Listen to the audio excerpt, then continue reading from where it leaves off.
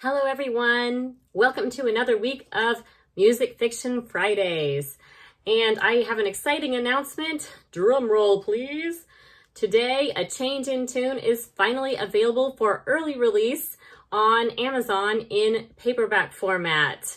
My official launch date is September 15th, when it will roll out on multiple retailers in multiple formats, including ebook and paperback, in places like Amazon, Barnes & Noble, Kobo, libraries, Google Play, but I thought I would do a little early release for those of you who just can't wait. So go ahead and purchase your paperback copy from Amazon if you can.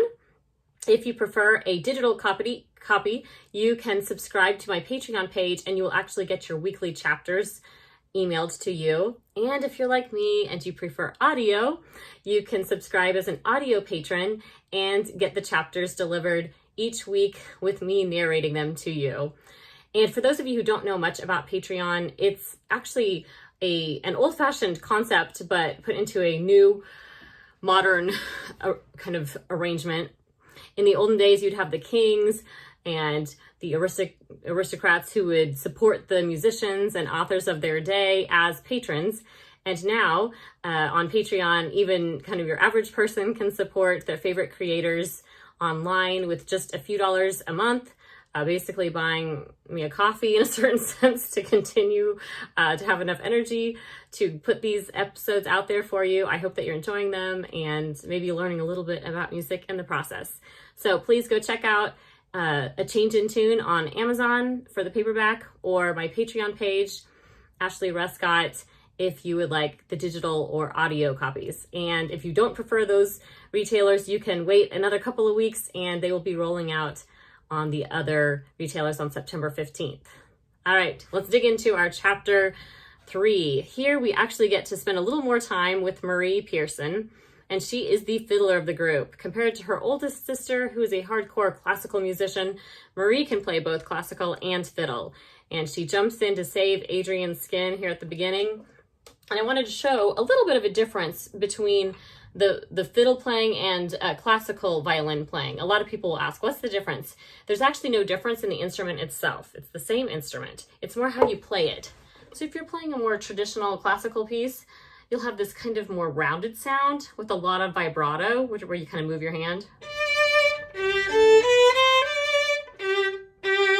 See how I'm really kind of using a lot of movement here.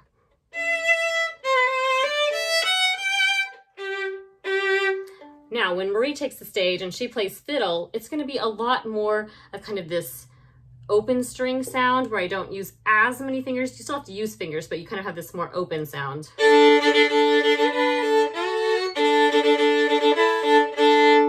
Also, there's a lot of this kind of long, short, short, long, short, short pattern that really creates this more fiddle folksy vibe.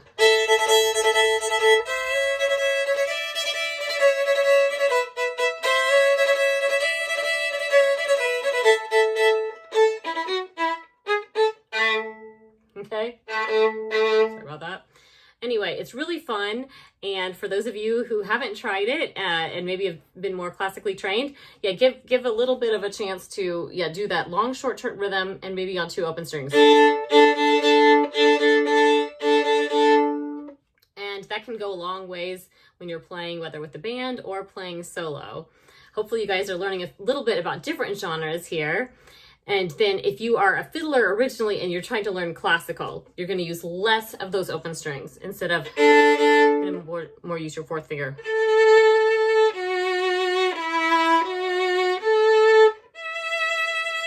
And see how that gives a more covered sound in a certain sense, just kind of a more rounded sound.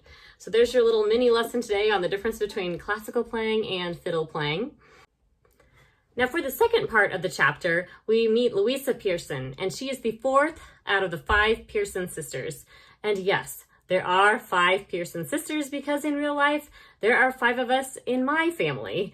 And there's not actually a direct one-to-one parallel between the sisters in the story and real life. It's more that collectively, the story kind of feels like what our ambiance would have been at home. Now, the girls in this story are a lot more dramatic than I hope that we were in real life, but you got to add a little drama for your fiction. So anyway, Louisa is a total bookworm. She's always curled up on the couch with a book or in her bed, wearing her pajamas. And so for those of you who are a little more introverted and are always with the book, Louisa's probably the one you're going to like the best. And she's very wise for her age. She's always giving her older sisters advice.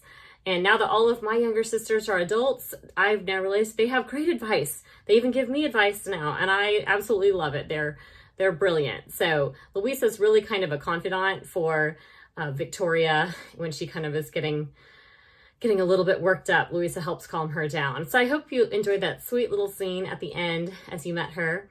And next week you'll get to meet the last of the Pearson sisters, Stella. So I hope you stay tuned, and don't forget to check out the paperback copy on Amazon and my Patreon page for the ebook and audiobook versions. Thanks, and I'll see you next week.